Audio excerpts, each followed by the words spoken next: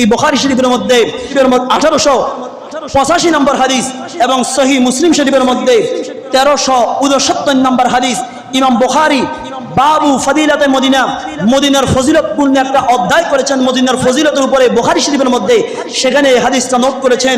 এবং ইমাম মুসলিম কিতাবুল হজের মধ্যে হজর অধ্যায়ের মধ্যে এই হাদিসটা উল্লেখ করেছেন।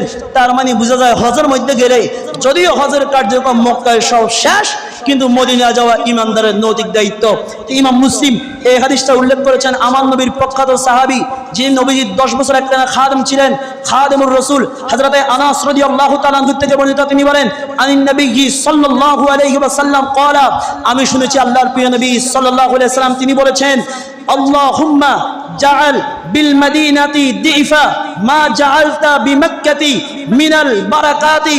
হে রব্বুল আলামিন, আপনি আমার মদিনার জন্য এমন বরকত ঘোষণা করেন, এমন রহমত দান করেন, যেই রহমত আপনি মক্কার মধ্যে দিয়েছেন তার চাইতে ডবল ডবল বরকত সবকিছু আমার মদিনার মধ্যে আপনি দান করেন। জোরে বলুন সুবহানাল্লাহ।